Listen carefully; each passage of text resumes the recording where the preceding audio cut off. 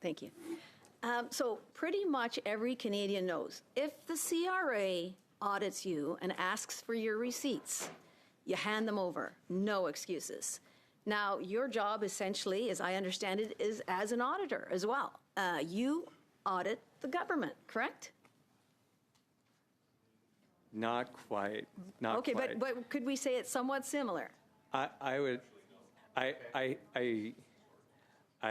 say, and certainly it's very different.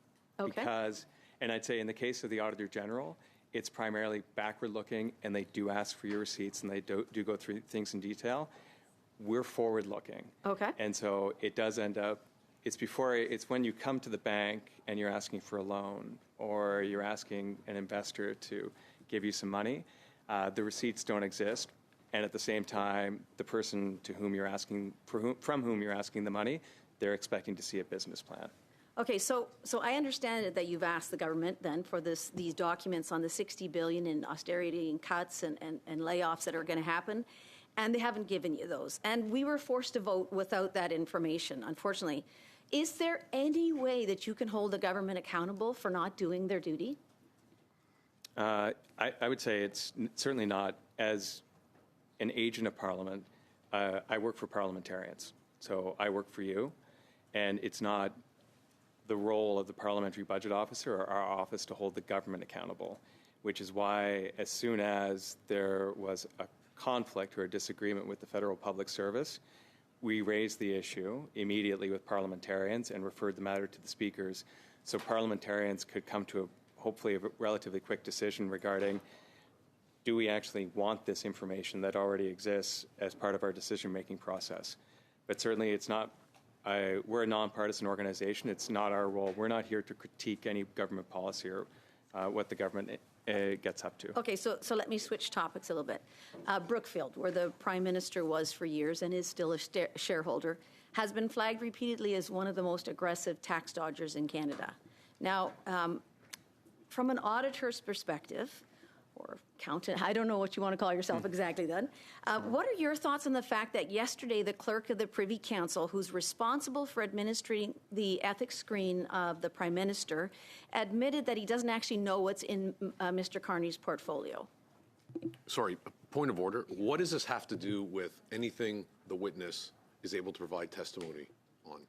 Yeah, thanks on your point of order. We generally do allow a very wide breadth for discussion, but I would ask that you get back to the PBO and the budget.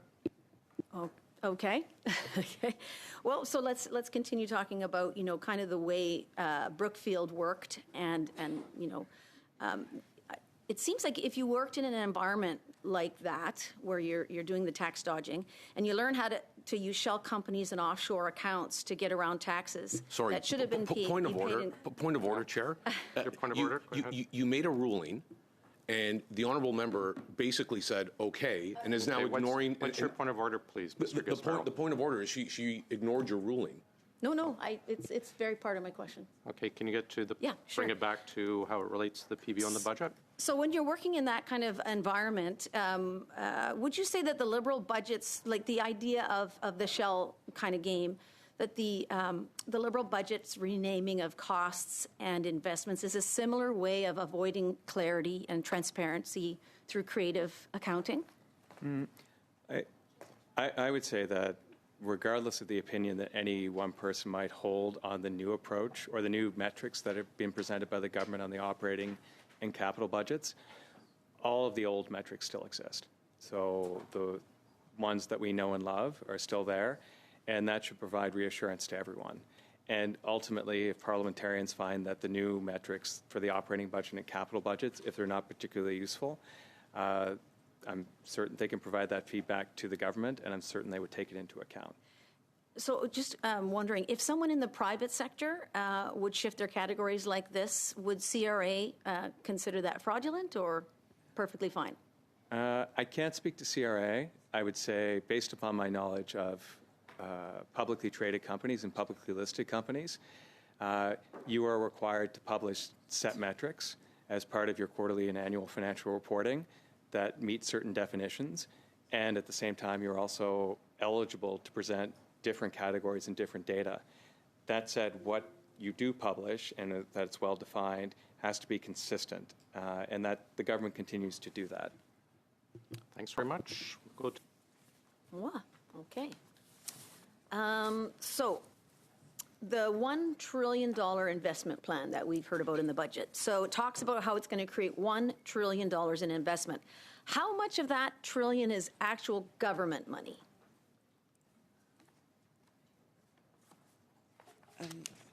If we look at the table that's presented in the budget, it's approximately 35 billion that's directly attributable to budget 2025.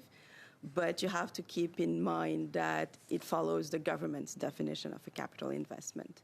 Okay. So roughly how much of that the trillion is actually government money?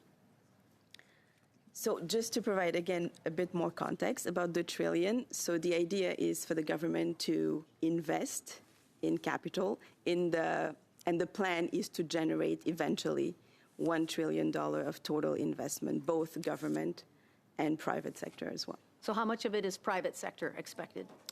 We do not have that information at the moment. Okay. My next question was going to be, has the government provided you with a concrete list of that? Any investors, any commitments of any kind from private?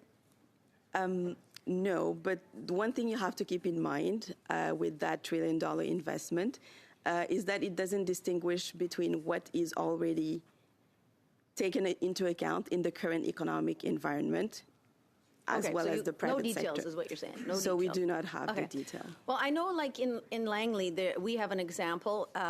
There is a transformational cultural investment that I think they've announced it at least 3 times. They're going to give, I think, 25 million. I got to double check again. But anyways, toward Langley Performing Arts Center, because, you know, we want to have more places where our kids can have their graduation ceremonies and so on. So I think the current cost estimate to build it is about, maybe not quite, but close to 100 million. So that means 75 of it has to come from some taxpayers. So if you kind of extrapolate that, you know, is that how all of the investments are going to work? Is there's going to be a small portion from the government and the rest has to come from either taxpayers or like municipal taxpayers or investors, private investors? We do not have that information. Okay, well, then I'm going to ask this question, and maybe I can ask it of Mr. Jacques. Is it realistic to assume that knowing that in the last 10 years, like $200 billion in private investment has exited the country, that simply having the government put in like 25% of an investment is going to be enough to bring them back? Is that what we're saying with this budget? I don't know what the government is saying with the budget. The support from the government is obviously, it's one factor, it's an important factor, it's not the only factor. And other parts of the budget certainly focus on regulatory reform and making things easier for investors. And I think we'll be in a better position to comment on how effective the additional money might be once we have more details regarding how much it is, whether, to your point, whether it is matching, and having additional clarity regarding what is actually assumed already within the budget. Okay, so what, I think I have time for one more question. So, okay, good.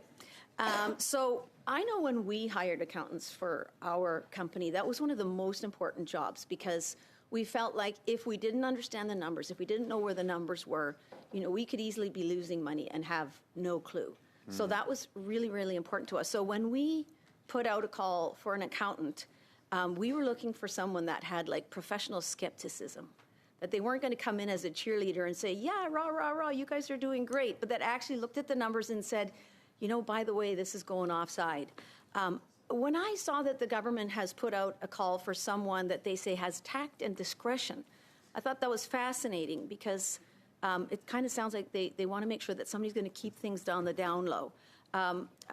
Are you concerned that that is the thing, the personality trait that they're looking for? No. And I would say, and I go back to the opening statement, so we've had more meetings with parliamentarians over the past 2 months, like we're clocking in at probably close to 100 at this point. most of the meetings are in private with their staff, and none of that information is divulged with other parliamentarians. And that's important, and you need someone who can be discreet and not share that information. And in terms of tact, I also think it's very important, again, having worked on the Hill for 17 years, you get to meet people from Langley, you get to meet people from Toronto, everywhere in between, also going out to Newfoundland, different cultural backgrounds, a lot of beautiful linguistic duality, and it requires tact to deal with people from all those different backgrounds and meet them where they are, and especially recognizing that parliamentarians are the client, and so it's not a problem. We need to make sure that we're dealing with them in a tactful manner, regardless of the differences in the perception of what tact actually looks like. And I can say thank you very much. I've really appreciated your discretion and tact. Thank you, Mr. And your Johnson. We're skepticism. past our time.